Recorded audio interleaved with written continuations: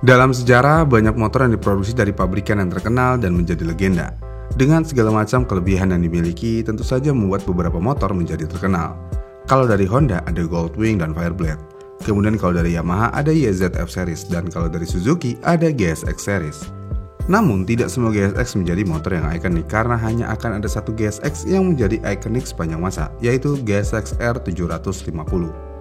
Jadi pada tahun 1985, tepatnya 7 tahun sebelum Honda CBR 900RR Fireblade muncul, Suzuki telah menunjukkan arah masa depan motorsport dengan GSX R750. Motor ini mengusung mesin 4 silinder yang smooth namun bertenaga yang akan dikombinasikan dengan rangka yang ringan dan lincah.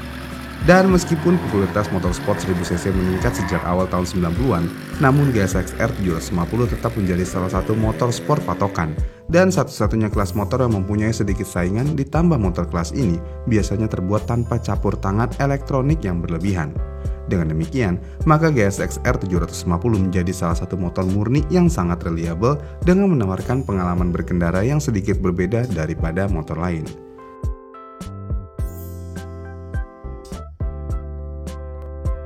Pada tahun 1985, emisi gas buang pada motor bukanlah masalah besar, sehingga GSX R750 asli dilengkapi dengan mesin pendingin udara atau oli yang mampu menghasilkan daya sebesar 112 horsepower. Namun sejak tahun 92, mesin motor ini telah sepenuhnya menggunakan pendingin cairan. Dan nggak hanya itu aja, karena daya keluarannya juga meningkat menjadi 148 horsepower. Namun hal menakjubkan dari mesin ini adalah kalian tidak perlu memutar mesin hingga ke redline, yaitu sekitar 13.000 rpm untuk mendapatkan kinerja maksimal seperti banyak mesin 4 silinder inline lainnya. Karena mesin motor ini dapat memberikan apa yang kalian butuhkan di seluruh putaran, yaitu kinerja yang mantap dan bertenaga tanpa perlu terus-menerus mengoper gigi. Yang mungkin merupakan hal baik karena tidak ada quick shifter yang bisa dimainkan di motor ini.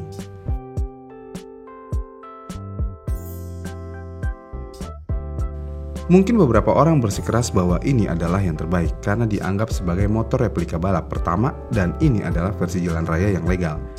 Kenapa bisa begitu? Ya karena mesinnya didesain ulang dengan performa lebih rendah dari GSX 1000R balapan dari pabrik, namun dengan bobot yang sangat ringan untuk zamannya. Kenapa bisa ringan? Ya ini semua berkat penggunaan magnesium eksotis yang mahal untuk berbagai bagian mesin, terutama penutup eksternal. Di motor ini juga menggunakan sistem pendinginan udara yang bisa menghasilkan 100 horsepower. Dengan demikian, setiap pembalap yang mahir bisa menguasai sirkuit lintasan dengan mudah dengan motor ini. Kemudian dengan kemunculan motor ini, standar baru langsung ditetapkan, yang mana semua pabrikan lain berlomba-lomba ingin membuat motor seperti motor GSX R750. Dan faktanya, Honda butuh 7 tahun untuk membuat sesuatu yang mirip atau lebih baik daripada motor ini, dengan mengeluarkan CBR 900.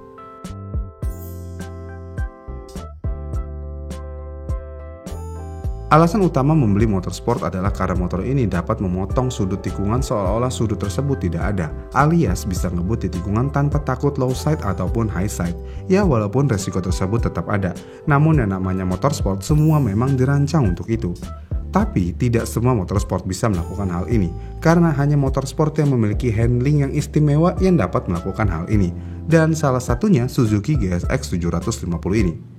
Motor ini mendapatkan handling yang sempurna, semua karena suspensi Showa yang digunakan baik di bagian depan maupun belakang.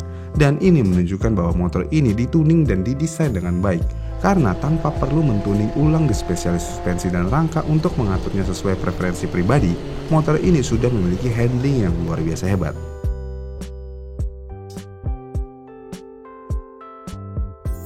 Hanya 3 tahun setelah generasi sebelumnya dirilis, motor ini keluar dengan tampilan yang sepenuhnya baru. Selain desain, motor ini juga mengalami revisi besar-besaran, yang mana di mesin motor ini sekarang memiliki langkah stroke pendek untuk putaran lebih tinggi dan katup yang lebih besar, dengan meningkatkan daya sebesar 12 horsepower dibandingkan dengan versi aslinya.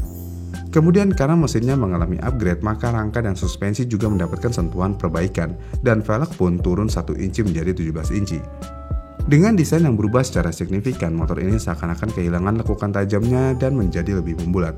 Namun sayangnya bobotnya juga meningkat, tetapi dengan segala hal itu, ini masih merupakan salah satu motor sport dengan penanganan terbaik di luar sana. Dan selama periode ini, tersedia juga mode R atau edisi terbatas dengan mesin yang dapat mengeluarkan 120 horsepower, single seater, dan tangki aluminium, namun harganya mahal banget. Tetapi model standarnya aja sih sebenarnya udah cukup untuk sebagian besar pengendara.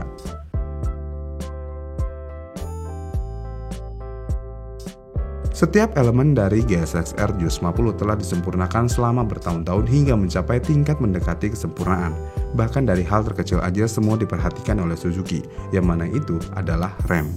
Karena di tahun-tahun motor ini memiliki popularitas, motor ini sudah menggunakan rem Brembo dengan kaliper monoblok, yang mana dengan kaliper ini pengendara manapun tidak akan takut untuk memacu motor ini karena memiliki daya cengkraman yang pengendara butuhkan.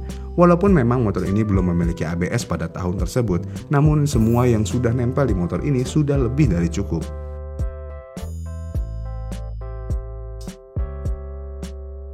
Pada awal tahun 1990-an, GSX-R 750 mulai tertinggal dari Kawasaki ZX-6R.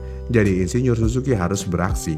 Dan hal ini sebenarnya bukanlah masalah karena ini adalah era motorsport. Jadi pabrik tidak menghemat biaya dan gas pol-polan untuk melakukan R&D. Dan dari bakar uang Suzuki berhasil menciptakan GSX-R 750T SRAD atau Suzuki Ram Air Direct. Dan ini menjadi GSX-R pertama yang benar-benar baru sejak versi asli tahun 1985. Dan yang bikin menarik perhatian lagi adalah motor ini benar-benar sepenuhnya dibungkus dengan frame aluminium. Selain itu, motor ini juga menggunakan mesin DOHC yang sepenuhnya baru dari paduan aluminium dan mesin ini dapat menghasilkan 128 horsepower. Dan yang bikin menariknya adalah bobotnya telah dipangkas kembali ke tingkat tahun 1985, sementara panjang basis roda lebih pendek lagi. Ini disebabkan karena sudut kop setir yang agresif. Jadi dengan munculnya motor ini dengan memberikan kemudi yang sangat cepat dan penanganan yang sangat tajam, maka sang raja kembali di tahta.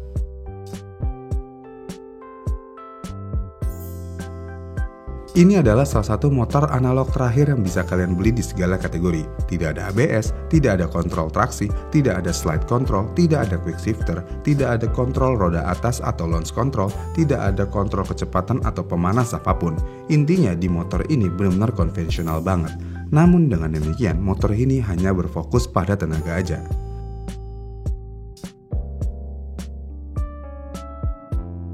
Rangka dan mesin ini sepenuhnya didesain ulang untuk GSX-R 750Y pada tahun 2000. Lalu mesin ini juga lebih pendek dan lebih sempit. Namun di versi tahun ini mesin ini dapat memberikan 140 horsepower dan juga mesinnya mendapatkan penurunan bobot juga sehingga semuanya mengalami penurunan berat termasuk framenya dan swing armnya yang diperpanjang meskipun basis roda tetap sama. Dengan desain bodi baru yang semakin menarik, lebih aerodinamis efisien, akan membantu dan menjaga GSX-R 750 menjadi yang terbaik dalam kelas motorsport. Bahkan dengan Honda Fireblade dan Yamaha R1 baru memimpin kelas sepeda sport 1000cc, motor ini tetaplah menjadi unggulan.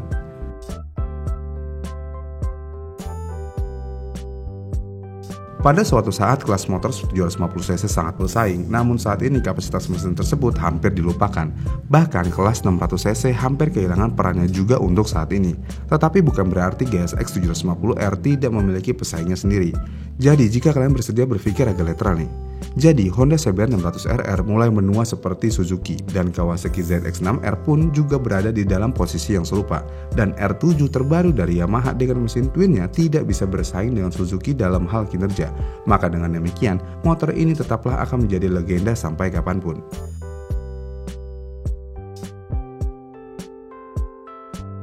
Meskipun perkembangan motor ini melambat karena pasar motorsport bermain di motor adventure saat ini, namun Suzuki masih mempertahankan keyakinan pada motorsport kelas menengahnya dengan mengurangi berat motornya sekali lagi dan melakukan upgrade di mesinnya yang dapat mengeluarkan tenaga sampai 148 horsepower.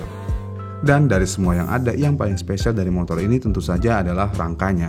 Dan kalian tidak akan menemukan rangka yang berperilaku lebih baik di dunia motorsport dengan harga yang sama dan kelas yang sama layaknya frame motor ini. Dan itulah alasan kenapa GSX 750 adalah legenda yang sesungguhnya dari Suzuki. Dan fakta menariknya adalah semua jajaran GSX termasuk GSX ini, semuanya berkiblat ke GSX 750.